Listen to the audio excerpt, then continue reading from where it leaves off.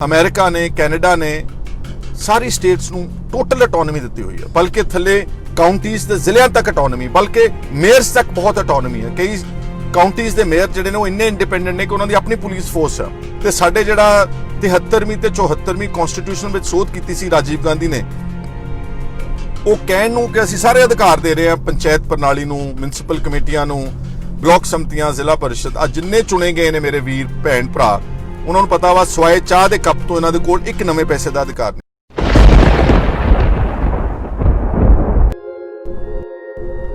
ਦੋਸਤੋ, ਅੱਜ ਮੈਂ ਤੁਹਾਡੇ ਨਾਲ ਦੋ ਅਹਿਮ ਮਸਲਿਆਂ ਤੇ ਚਰਚਾ ਕਰਨੀ ਆ।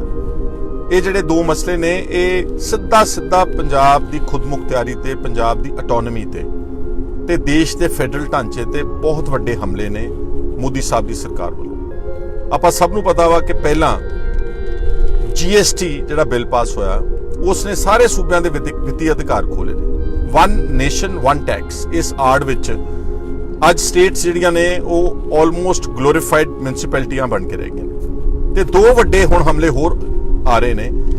ਇੱਕ ਤੁਸੀਂ ਸਭ ਨੇ ਸੁਣ ਰਿਹਾ ਕਿ ਜਿਹੜੇ 3 ਐਂਟੀ ਫਾਰਮਰ ਆਰਡੀਨੈਂਸਸ ਪਾਸ ਕੀਤੇ ਨੇ ਬੀਜੇਪੀ ਨੇ, ਉਹਦੇ ਵਿੱਚ ਕਿਸ ਤਰ੍ਹਾਂ ਨਾਲ ਪ੍ਰਾਈਵੇਟ ਸੈਕਟਰ ਨੂੰ ਅਧਿਕਾਰ ਦਿੱਤੇ ਜਾ ਰਹੇ ਨੇ ਖੇਤੀ ਦੀ ਪ੍ਰੋਕਿਉਰਮੈਂਟ ਵਿੱਚ ਆਣ ਕੇ, ਕਿਸ ਤਰ੍ਹਾਂ APMC ਐਕਟ ਨੂੰ ਅਬੋਲਿਸ਼ ਕਰਕੇ ਜਿਹੜਾ ਸੂਬਿਆਂ ਨੂੰ ਰੈਵਨਿਊ ਆਉਂਦੀ ਸੀ ਸਾਡੇ ਪੰਜਾਬ ਮੰਡੀ ਬੋਰਡ ਨੂੰ ਸੈਂਕੜੇ ਕਰੋੜ ਰੁਪਇਆ, ਕਿਉਂਕਿ ਹਰ ਕੁਇੰਟਲ ਚੋਂ ਆਲਮੋਸਟ 150 ਰੁਪਇਆ ਕੁਇੰਟਲ ਦਾ ਪੰਜਾਬ ਸਰਕਾਰ ਦੇ ਮੰਡੀ ਬੋਰਡ ਦੇ ਖਾਤੇ ਵਿੱਚ ਆਉਂਦਾ ਸੀ। ਕਿਸਾਨ ਤੋਂ ਨਹੀਂ ਸੀ ਕੱਟਿਆ ਜਾਂਦਾ। 3% rural development fee, 10% market committee fee government of India ਜਿਹੜੀ ਸੀਗੀ ਉਹ ਸਟੇਟ ਦੇ ਖਾਤੇ 'ਚ ਪਾਉਂਦੀ ਸੀਗੀ, ਔਰ ਉਹਦੇ ਨਾਲ ਰੂਰਲ ਡਿਵੈਲਪਮੈਂਟ ਦਾ ਕੰਮ ਕਾਫੀ ਹੱਦ ਤੱਕ ਲਿੰਕ ਸੜਕਾਂ ਦੀ ਰਿਪੇਅਰ ਵਗੈਰਾ ਚੱਲਦੀ ਸੀ।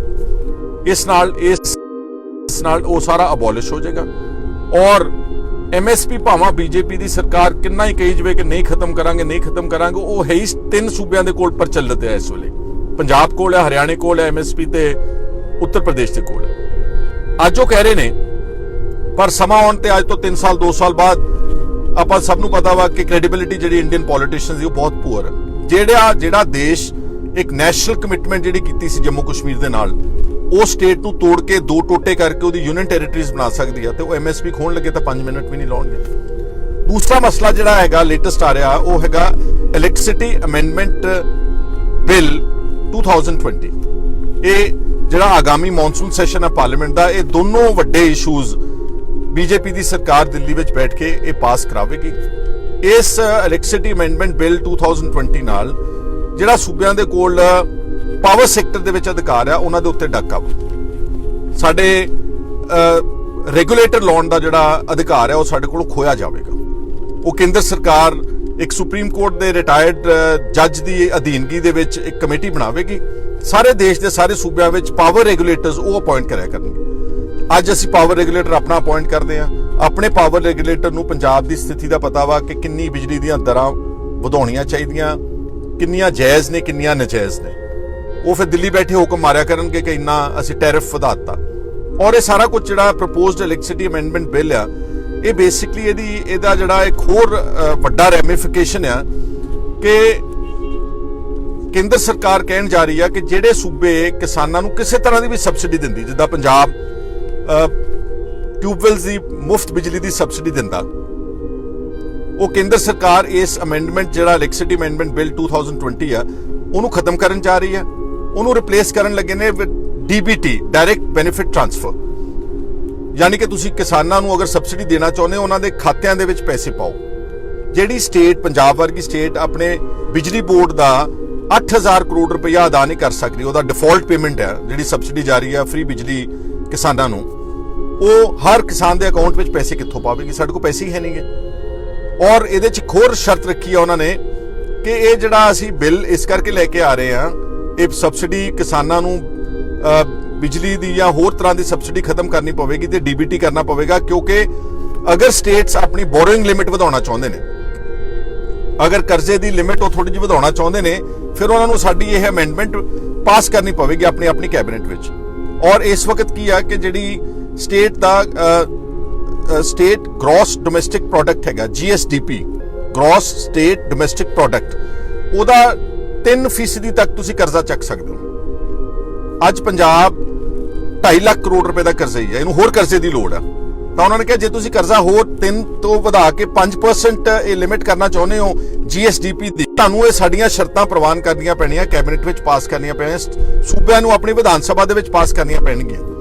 ਔਰ ਅਫਸੋਸ ਦੀ ਗੱਲ ਆ ਕਿ ਕੈਪਟਨ ਸਾਹਿਬ ਨੇ ਇੱਕ ਵਾਰ ਘਬਰਾ ਕੇ ਇਹ ਜਿਹੜਾ ਇਲੈਕਟ੍ਰਿਸਿਟੀ ਅਮੈਂਡਮੈਂਟ ਪ੍ਰਪੋਜ਼ਡ ਬਿੱਲ ਹੈ 2020 ਇਹਨੂੰ ਆਪਣੀ ਕੈਬਨਿਟ 'ਚ ਪਾਸ ਕਰ ਚੁੱਕੇ ਨੇ। ਤੁਹਾਨੂੰ ਯਾਦ ਹੈ ਕਿ ਉਹਨਾਂ ਨੇ ਆਪਣੀ ਕੈਬਨਿਟ 'ਚ ਇਸ ਨੂੰ ਪ੍ਰਵਾਨਗੀ ਦਿੱਤੀ ਤੇ ਬਾਅਦ 'ਚ ਬਹੁਤ ਹਾਹਾਕਾਰ ਮਚੀ ਕਿ ਕਿਸਾਨਾਂ ਦੀ ਜਿਹੜੀ ਪਾਵਰ ਸਬਸਿਡੀ ਆ ਬਿੱਲਾਂ ਦੀ, ਇਹ ਜਿਹੜੀ ਮੁਫਤ ਬਿਜਲੀ ਆ, ਇਹਦਾ ਵਿਰੋਧ ਹੋਇਆ, ਕਿਸਾਨ ਜਥੇਬੰਦੀਆਂ ਵੱਲੋਂ ਹੋਇਆ, ਪੋਲੀਟੀਕਲ ਪਾਰਟੀਆਂ ਵੱਲੋਂ ਹੋਇਆ ਤੇ ਕੈਪਟਨ ਸਾਹਿਬ ਨੇ ਆਪਣੇ ਟਵਿੱਟਰ ਅਕਾਊਂਟ ਤੇ ਜਾ ਕੇ ਟਵੀਟ ਕੀਤਾ ਵਾ ਕਿ ਮੈਂ ਯਕੀਨ ਦਿਵਾਉਣਾ ਚਾਹੁੰਦਾ ਪੰਜਾਬ ਦੇ ਕਿਸਾਨਾਂ ਨੂੰ ਕਿ ਤੁਹਾਡੀ ਮੁਫਤ ਬਿਜਲੀ ਜਿਹੜੀ ਟਿਊਬਵੈੱਲ 'ਚ ਖਤਮ ਨਹੀਂ ਕੀਤੀ ਜਾਵੇਗੀ। ਉਹ ਇੱਕ ਟਵਿੱਟਰ ਟਵੀਟ ਹੈ, ਜਦਕਿ ਫੈਸਲਾ ਉਹਨਾਂ ਨੇ ਆਪਣੀ ਕੈਬਨਿਟ ਦੇ ਵਿੱਚ ਉਸ ਨੂੰ ਪ੍ਰਵਾਨਗੀ ਦਿੱਤੀ ਹੋਈ ਹੈ। ਇਸ ਲਈ ਜੇ ਤਾਂ ਪੰਜਾਬ ਦੇ ਹਕੂਕ ਨੂੰ ਵਾਕਈ ਡਿਫੈਂਡ ਕਰਨਾ ਕੈਪਟਨ ਸਾਹਿਬ ਚਾਹੁੰਦੇ ਨੇ, ਔਰ ਮੈਂ ਸਮਝਦਾ ਕਿ ਉਹ ਚਾਹੁੰਦੇ ਨੇ ਕਰਨਾ, ਉਹ ਪਹਿਲਾਂ ਉਹਨਾਂ ਨੇ ਆਪਣੇ ਪਾਣੀਆਂ ਤੇ ਅੱਛਾ ਸਟੈਂਡ ਲਿਆ, ਉਹਨਾਂ ਦਾ ਇੱਕ ਪੰਜਾਬ ਪੱਖੀ ਰਵੱਈਆ ਸਾਨੂੰ ਨਜ਼ਰ ਆਉਂਦਾ ਵਾ।